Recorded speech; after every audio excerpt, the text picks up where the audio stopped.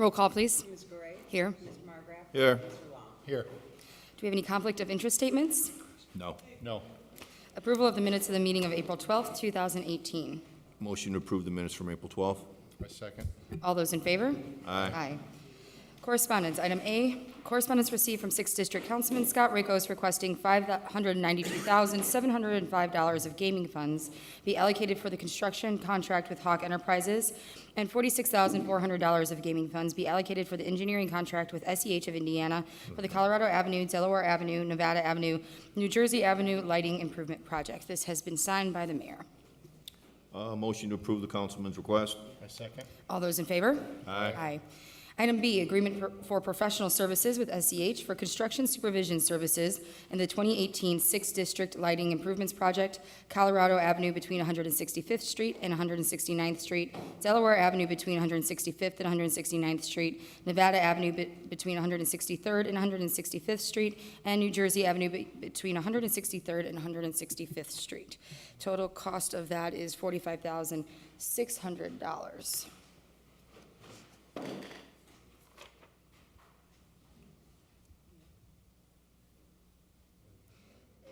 Is Dean or Jonathan here?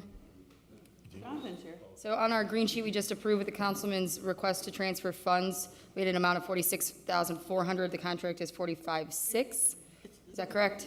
What has happened is the councilman's actually promised an extra $1,000. Maybe everybody gets coffee. I think what happened was when they emailed me the initial price, they corrected it afterwards on the contract, so that's my fault. I should have double checked. So, I mean, we're over on his request, but we have the line We in should here that correct remaining that. balances. The remaining balance will return to the councilman's budget, so as long I as always we're say okay. too much is better than not enough. Okay, do I have a motion to approve the contract with SCH? Motion to approve. I second. All those in favor? Aye. Item C, correspondence received from AT&T requesting permission to perform work at Wildwood Road. Any issues with that? Motion to approve AT&T's request. I second. All those in favor? Aye.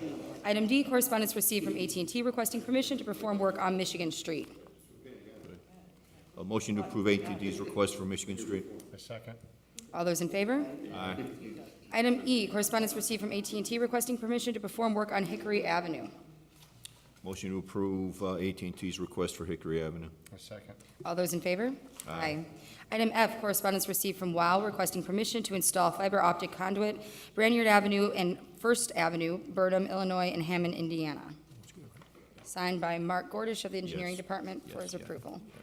Motion to approve WOW's request. I second. All those in favor? Aye.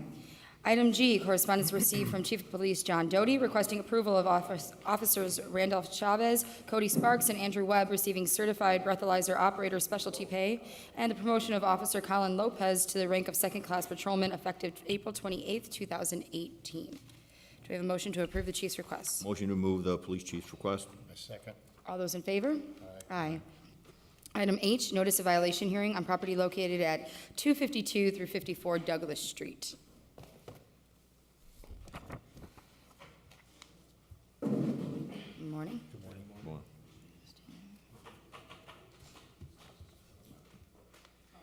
I have not received any contact with the owner regarding this current condition. I know Inspector Castro with the Second District has spoke with the owner regarding, I believe, some violations and some other stuff, Rich, as far as contact is concerned. And the owner is not present today? I do not believe so. No. Yeah, he sent a third party to allow access to the property for the inspection. Myself, Inspector Castro, and Chief of Inspections, Kelly Kearney, were there during the inspection of the property. He was notified, certified in regular mail. Nothing was received back. I believe Mr. Castro has, discussed the situation with the owner over the phone, indicating that, the property was in violation of international building codes, based on its occupancy and existence of these units. His explanation, I guess, was that he bought it on land contract as a 4-unit. However, that doesn't justify the existence of the units. There is a copy of the recorded land contract in the packet presented to the board, and the inspections department would like to proceed with the hearing.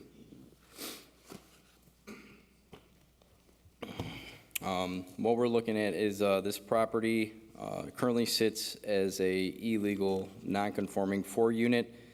It was constructed as a single-family home with the second floor apartment, or second floor being converted into 2 separate apartments, the first floor also being split into 2 separate apartments. The main reasoning for our determination as the units being illegal were, 1, there were no building permits applied for or issued for the creation of additional apartments at this location. There's not an adequate fire separation assembly installed between either of the 4 units. The means of egress do not meet the code requirements for the main source of access to the second floor. They don't have footings, they're not structurally sound. There are never any permits pulled to erect them, as well as regarding IBC 116.1 conditions on unsafe structures. The existence of the 4 units at this property would classify it as a commercial 4-unit apartment house. When you exceed a certain number of units, you're required to comply with certain building codes. One of the main ones being the main structural elements of that building have to be constructed of non-combustible material. As indicated in the photographs, you can see the main support beam there is a wood, railroad tie basically, which is also structurally compromised, causing a significant deflection in the first floor rear apartment to the point to where the bathroom door doesn't even shut, and there's about an 80-degree angle there where it's not even lining up with the room anymore. So due to the additional weight and load that the illegal apartments are creating, the structure itself is actually compromised to a point where we've marked it uninhabitable and it's unsafe to be occupied at this time. We are requesting that based on the evidence presented to the board, that you affirm the removal of 3 apartments out of this property to convert it back to a single-family home. Are there people in this house now? There were when we inspected it. There was. was that? There was February? 3 units were occupied. 1 was vacant. Ceiling height was also an issue in the second floor. And it was inspected last in February? Correct. We have not spoken to the owner since that time, or you have? The owner called me recently, a few weeks ago, because I had also had a default judgment in city court against the owner for the conditions of the property before the inspection, and he called to inquire about liens being put on his property for this building and also another one that he owns on Hammond. That's just as bad. Was this hearing set at that time? I didn't have the date when I talked to him, Okay. but I believe he had already received it. He probably had already received the notice from Inspector Farrell when it was sent out certified mail. Do I have a motion to affirm the order? A motion to affirm the order. Second. All those in favor? Aye. Thank you. Thank you. Thank you. Item I, emergency demolition award received from Mr. Kelly Kearney, Chief of Inspection, for property located at 650 Sibley Street, front structure, to JM Industrial Services at a cost of $14,800. Do I have a motion to approve the award? I suppose, I don't think the owner or Jane, nobody's here for this, but I just decided to show up to see if they would be here, so. Sorry, say again? Sorry? I don't think the owner or the construction company's here. JM, Jeff McKernan. Oh, Jeff. Oh, he came. The owner of JM. All right, just for a little bit of, as you recall, this is the property that burned not once but twice on April 8th and again on April Right. 18th. We've waited because the owner had indicated that he was going to use the insurance funds to obtain a demolition company. Unfortunately, he has never yet obtained anybody who is licensed to perform this work. And at this point in time, we've given him enough time. I'm worried with this weather, the thing's going to collapse, and I just want to go forward with the city's lowest bid. Okay. And that's Jane. Correct. Do we have any objection to that, Counselor? No, as far as I know, that's where we're at. That's all we can do. Okay. Do we have a, Motion to affirm the order. I second. Okay. all those in favor? Aye. He can always pay JM. Right, But if yeah. he doesn't, we will. Item K, correspondence received requesting rental registration hearings. Did I skip one? Jay. We went right to Greek Oh, Fest. I'm sorry. Excited. All right. Contract for demolition services for 650 Sibley Street, front structure with JM Industrial Services for $14,800. Motion to approve the contract with Jane. All those in favor? Aye. Now, item K, correspondence received requesting rental registration hearings. When do we want to schedule these? What day we use? June 14th. Can't use that day, I'm not gonna be here. Motion to set the date for these rental registration hearings for June 14th. My second. All those in favor? Aye. Aye.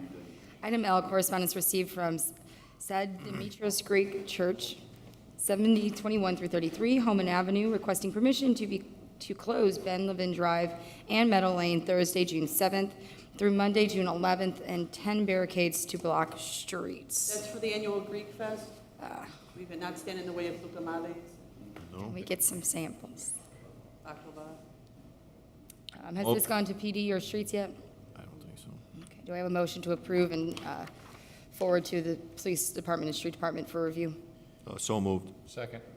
All those in favor? Aye. Aye. Item M, garage sale permits submitted for approval.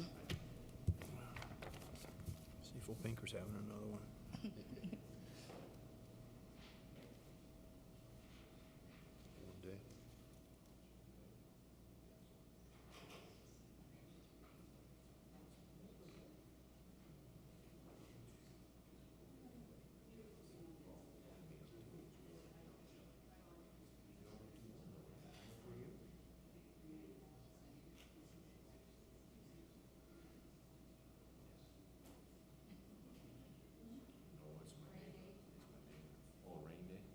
Oh, okay, I'll be checking. A motion to approve the garage sale permits. All those in favor? Aye. Item 6, matters from other board members. Do we have anything additional today? Can wish Jaime a happy birthday on the board. Oh. That one out. Item 7, matters from other department heads or their representative. I have sealed bids regarding 5251 to 53 Pullman, the fire downtown. The situation is kind of fluid as far as how we're going to proceed. But we did request bids from all the contractors, licensed contractors, to establish what would be the cost going forward. The For an investigation. emergency demo. It's an emergency demo. It's fenced off now, so we're secure. And my understanding is the investigation is ongoing. Although it's an emergency demolition, we will cooperate with the investigation until it flows. Okay, we have 3 bids for the emergency demolition of 5251 through 53 Holman Avenue. The first is from Acton Contracting, East Chicago, Indiana.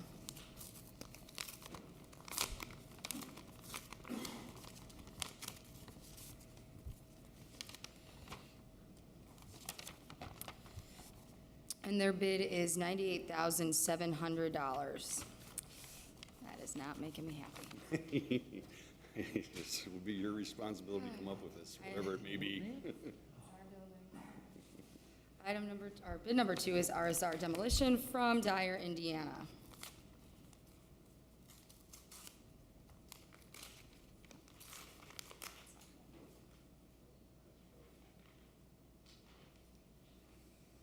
And their bid is for $110,000. And bid number 3 is from JM Industrial Services from Hammond, Indiana.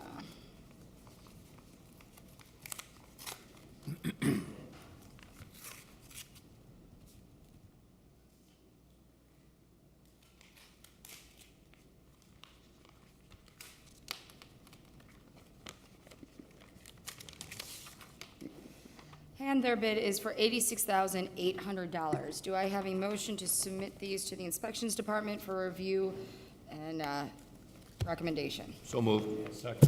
All those in favor? Aye. Aye. Thank you. Do we have any other matters from department heads or their representatives? No. Any new business? Old business? Old business? No? Meeting is open to the public. Does anybody wish to speak? Yes, sir. You approach the podium and tell us your name, please.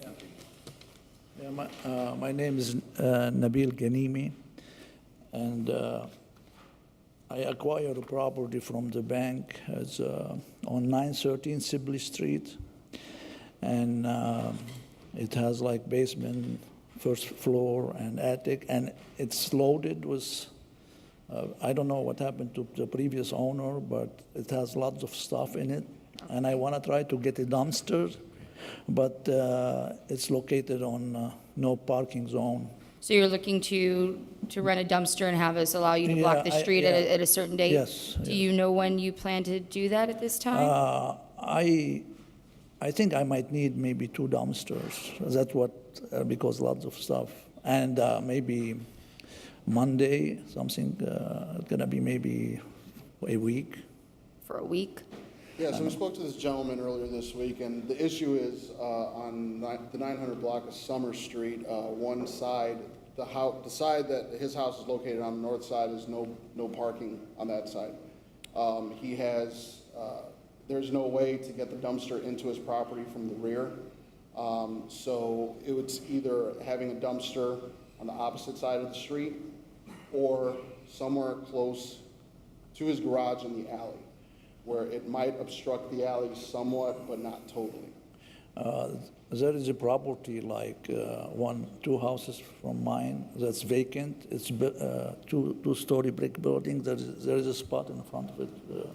I don't know if, but it's other people. I don't know if they. And we would have an issue with him putting a dumpster on, even though it's vacant, on someone else's property. All right, we can't grant you permission to do that, sir, because we don't own it. What? We can't grant you permission to put it on someone else's property. We don't own it. So can we coordinate with him to see, show him his options and make sure that we're coordinating with the street department, there's no work or anything going on over there? Yeah, During the absolutely. time he wants to schedule that? Absolutely. If it's okay, if he puts it on Summer Street, how long do you think it might take? Maybe 3 days, 3 to 4 days. For a week tops? Yeah, I can, yeah, 3 to 4. I mean, the property's 913 Sibley or Summer? Summer. Okay, because I It's thought he summer, said okay. I Sibley. did too. Summer. Summer. Okay. He did.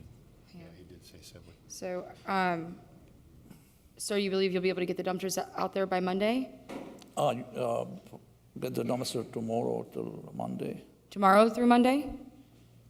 When are I you, will try. when are you trying to get the dumpster out No, there? but trying to find people to help on the weekend would be very hard, but I will try to see, maybe I can, Well, let us know, when do you want to schedule the dumpster to be there so we can approve the dates? the best time would be Monday.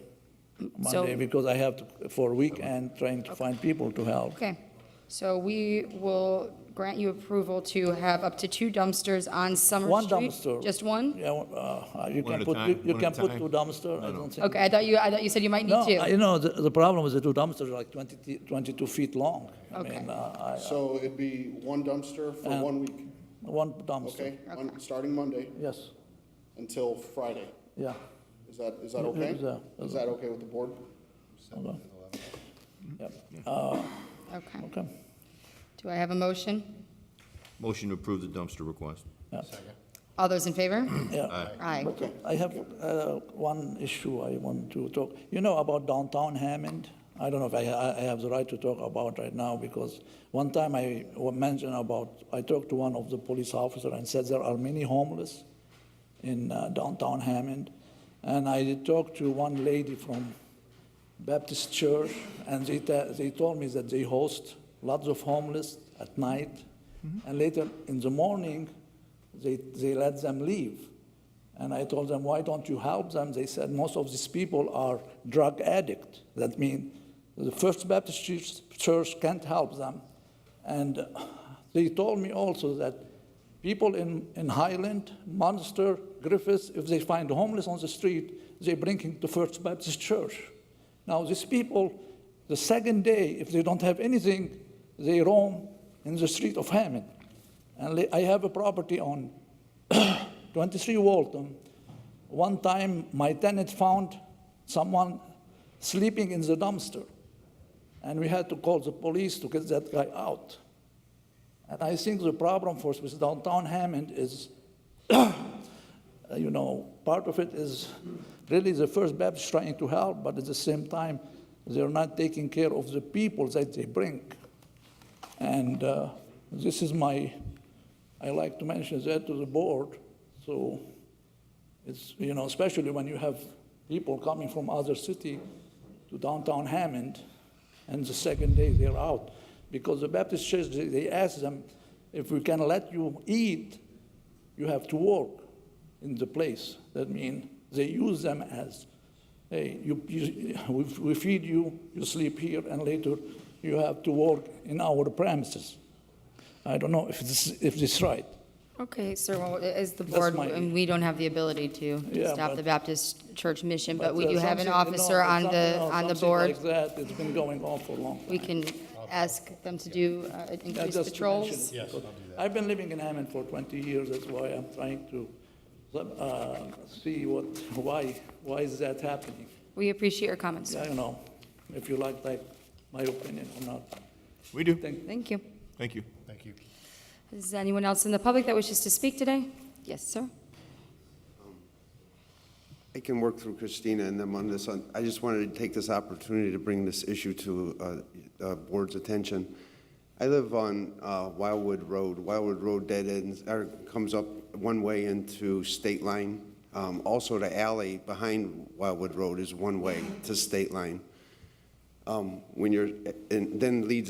Wildwood Road leads across to Michigan City Road, so it's a very busy intersection. Making the street a one-way cut down on traffic accidents at that corner a lot. I mean, it really helped do it, and we're glad that happened. The problem right now is the alley being one-way leading out onto State Line is that the parking on the Hammond side of that road is all Calumet City parking, because they made their whole side of Michigan, of State Line Road, no parking. It's all yellow all the way down the street. Across the street is a guy who owns a RV and also a U-Haul truck. He does all this hauling. He parks his trucks in limo, and what are they park them all up and down, up the street from the Wildwood alley going north. And so when you coming out of that alley, which you have to do because it's a one-way alley, when you come out of that alley onto State Line, there's no vision whatsoever. It's a very, very dangerous corner. That parking is never used by anybody that lives in Hammond or Indiana either. I mean, it's all been converted to Illinois parking. So this is parking on State Line? On State Line, yes. On whose side, though? Is it on our side? It's on the Indiana side because the whole Illinois side is yellow. Made it no Okay, parking. For so what blocks. What for you're blocks. requesting then is you want residential parking only? On No, actually, Hammond, no or parking, no parking, But because are there any Hammond residences that serves? absolutely none. Not for blocks, at least till you get to Detroit or Highland Street. There are no houses on State Yeah. Line at No, I all. just didn't know, because it might be, if it's residential parking only, it would keep Illinois people from parking there, but it wouldn't punish the Hammond people. Right, but there's nobody in Hammond that uses that parking at all. It's all people from across the street because, and it's good that it's no parking on the Illinois side because it has also made it a much safer corner. But it's a very dangerous corner for people coming out from Wildwood Road on to State Line to some degree, but especially people coming out of that alley when there's a U-Haul truck parked right there. Go in both directions, north or south, on State Line? If you're coming out the alley, going north or south, either direction? Either direction, yeah, you can't see, and it's like a speedway down there sometimes anyway. There's there's no stop sign. Oh, I agree. Can we send a request to Gary Gleason to take a look at whether we can put either no parking or in the alternative resident-only parking at that location? Do I have a motion? Motion to approve that request. I second. All those in favor? Aye. Aye. Okay, thank you. Thank you. Thank you. Anyone else from the public which wish to speak today? Do I have a motion to adjourn? Motion to adjourn. I second. All those in favor? Aye. I Aye. had to drive over to Interstate Plaza to check out those signs.